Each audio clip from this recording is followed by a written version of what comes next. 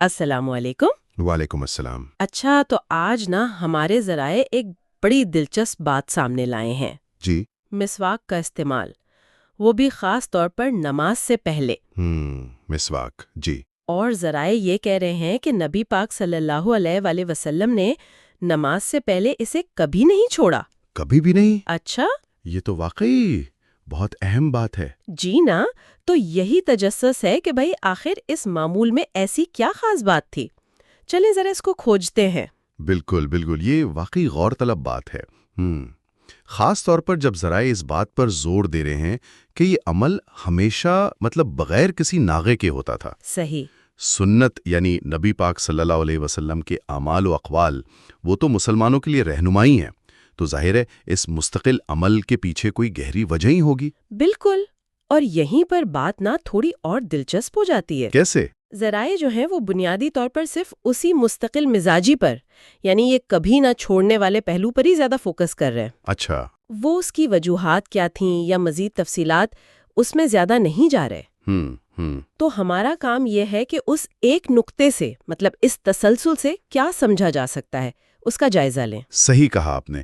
دیکھیے، جب کوئی عمل خاص طور پر عبادت سے جڑا ہوا ہو اور وہ اتنی پابندی سے کیا جائے نا، جی، تو وہ عمل خود ایک پیغام بن جاتا ہے۔ اچھا، پیغام کس طرح کا؟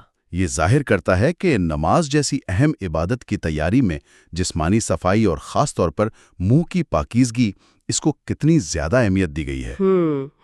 یہ صرف آپ کہیں کہ دانت صاف کرنا نہیں، بلکہ یہ عبادت کے لیے خود کو تیار کرنے کا ایک باقاعدہ حصہ لگتا ہے۔ اچھا، تو یہ صرف فزیکل کلینلینس، جسمانی صفائی کی بات نہیں تھی؟ جی نہیں۔ کہ ہم یہ کہہ سکتے ہیں کہ یہ جو ذرائع بتا رہے ہیں، یہ غیر متزلزل استقامت، یہ اس بات کی طرف اشارہ کرتی ہے کہ نماز کی تیاری کو بھی تقریباً اتنا ہی ضروری سمجھا گیا جتنا خود نماز کو؟ یہ بہت اہم نقطہ اٹھایا آپ نے۔ شکریہ۔ اس مستقل مزاجی سے یہ تاثر تو ضرور ملتا ہے۔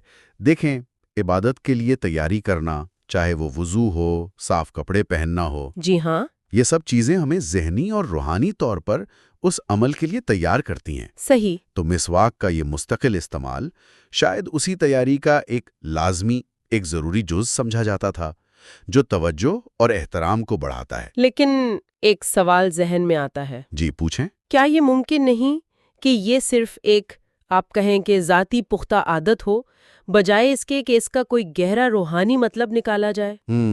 آخر ذریعہ تو صرف مستقل عمل کا ذکر کر رہا ہے، اس کی وجہ تو نہیں بتا رہا نا۔ یہ ایک ممکنہ زاویہ ہے، سوچا جا سکتا ہے، لیکن اسلامی روایت میں نبی پاک صلی اللہ علیہ وسلم کی عادات کو صرف ذاتی پسند ناپسند سے ہٹ کر دیکھا جاتا ہے۔ اچھا، انہیں امت کے لیے مثال سمجھا جاتا ہے۔ جی بالکل۔ تو اگر ایک عمل اتنی پابندی سے کیا جا رہا ہے اور خاص طور پر عبادت کے ایک اہم رکن سے پہلے، تو عام طور پر اسے ایک گہرے معنی یا مقصد سے جوڑا جاتا ہے، یعنی اس کا سمبلزم اہم ہو جاتا ہے۔ بالکل۔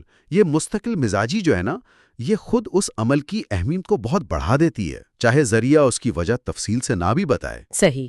یہ عمل عبادت کے تقدس اور اس کے لیے مکمل طور پر تیار ہونے کی جو خواہش ہے نا، اس کی علامت بن جاتا ہے۔ تو گویا یہ مستقل عمل ہی اپنے آپ میں سب سے بڑا سبق ہے؟ جی ہاں، کافی حد تک۔ کہ عبادت کے لیے بہترین ممکنہ حالت میں پیش ہونا تھا، اور منہ کی صفائی وہ اس تیاری کا ایک اہم حصہ تھا۔ بالکل۔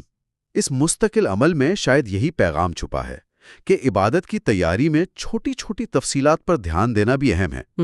یہ ہمیں سکھاتا ہے کہ عبادت صرف جسمانی حرکات نہیں ہے، بلکہ ایک مکمل ذہنی، جسمانی اور روحانی تیاری کا عمل ہے۔ واہ! اور اس تیاری کا آغاز ایسی ہی چھوٹی مگر مستقل پکی عادتوں سے ہوتا ہے۔ بہت خوب۔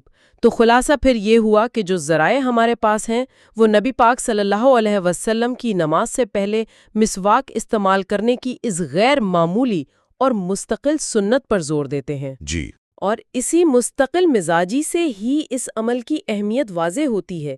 یہ صرف صفائی نہیں، بلکہ عبادت کے لیے ایک سنجیدہ تیاری اور احترام کی علامت ہے۔ بالکل درست کہا آپ نے۔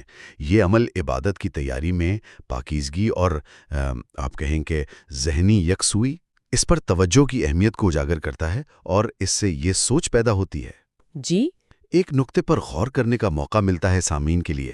ضرور. ذرا سوچیں، مختلف ثقافتوں میں یا حتیٰ کہ ہماری اپنی ذاتی زندگیوں میں بھی ایسی کون سی چھوٹی، بظاہر معمولی سی لگنے والی مگر مستقل عادتیں یا رسومات ہیں جو کسی بڑے کام، کسی اہم ملاقات یا کسی خاص ذہنی کیفیت کی تیاری میں ایک کلیدی کردار ادا کرتی ہیں؟